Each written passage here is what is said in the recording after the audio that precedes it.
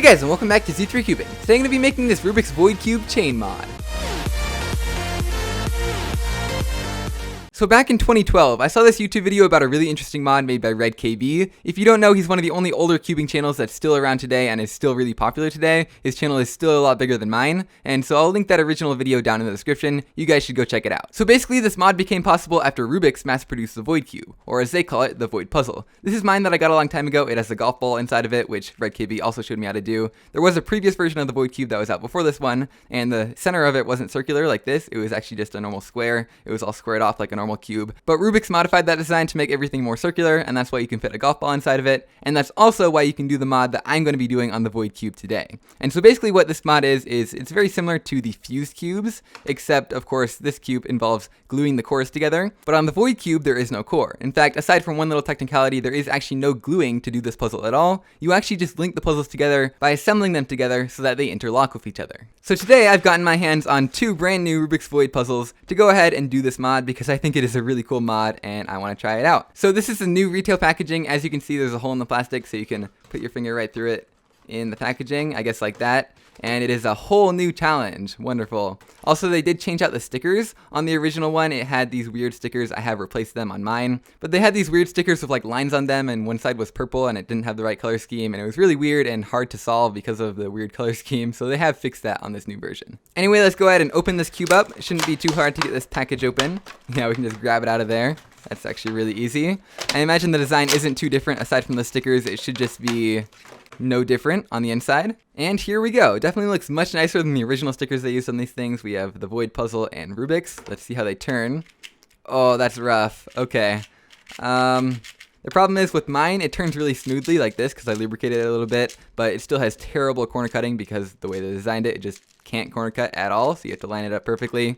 But this one turns terrible and doesn't corner cut, so I guess I'm going to have to lube this up and get back to you, maybe break it in a little bit too. Alright, so I've added a little bit of lube and gotten these to loosen up a little bit. They turn a little bit better now, but still not great. Obviously no corner cutting, so going in between turns is impossible. But that's not what we need right now. What we need to do right now is take this cube apart, which is actually pretty difficult, kind of scary. It's a very difficult cube to take apart. You actually have to grab a corner piece like this.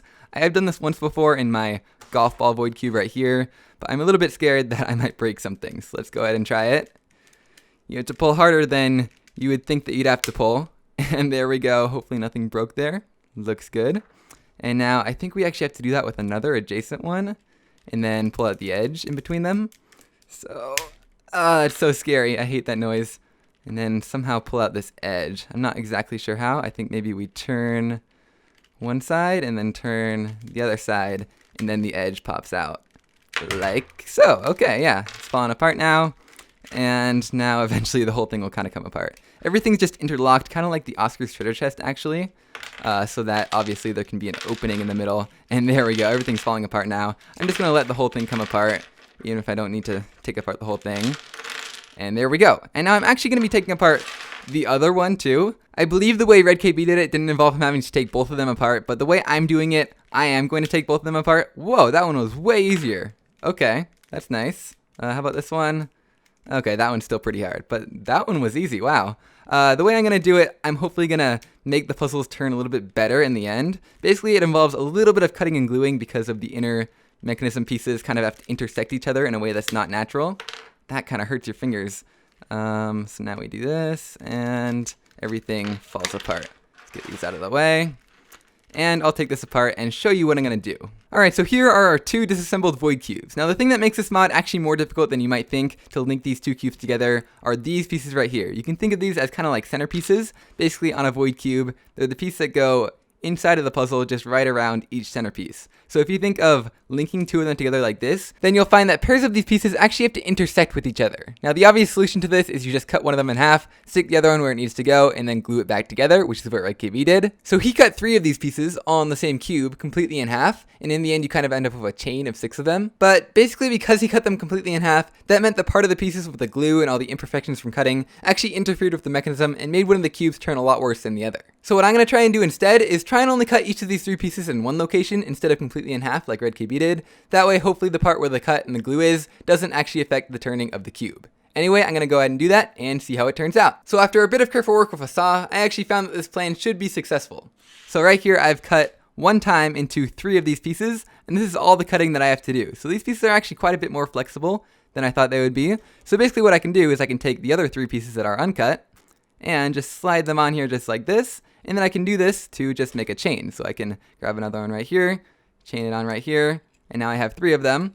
I can add on another cut one, and just keep on going until I have the 6 of them. Alright, so I've been very careful with the orientations and everything, and I believe this is the way that I want to glue them together. So as you can see, the front 3 right here are all facing towards a cube being up in this direction, and the bottom 3 are all facing down in that direction. So I believe this is the chain that I want to have, and so now all I have to do is get some super glue and glue those little gaps together, and hopefully I'll keep those gaps on the inside of the cube so that they don't affect the turning at all. So basically in the end I've done the same thing as Red KB, only cutting 3 pieces, but I've only cut each of those 3 pieces once, whereas he cut each of them twice. So mine should turn better in the end. Alright, so I finished gluing all the pieces back together and actually waited a number of hours for the super glue to dry, just to make sure it bonds really well with the plastic. The tricky thing is that the saw actually leaves a little bit of a gap in the plastic, so you have to get the super glue to kind of bridge that gap so that the part will stay exactly the same shape that it was originally. Anyway, all that's left now is to assemble the 2 puzzles so that they're linked together, and then hopefully we'll be finished. So let's go ahead and do that in the form of a time lapse.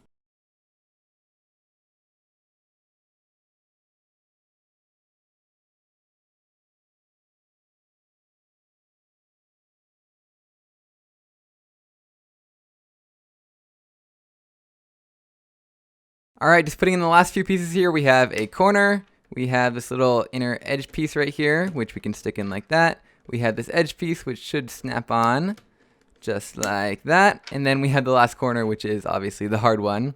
So we turn it like this a little bit, and then push really hard, and then eventually it will snap on. And alright, here we go. Here we have the chained Rubik's void puzzles. As you can see, we have the duplicated logos right here. It says the void inside of the void there. And it's just really cool how these cubes are kind of linked together, but they're not quite like glued together like a fused cubes would be. These ones are just kind of solid in place, but these ones kind of have a little bit of give as you're turning them.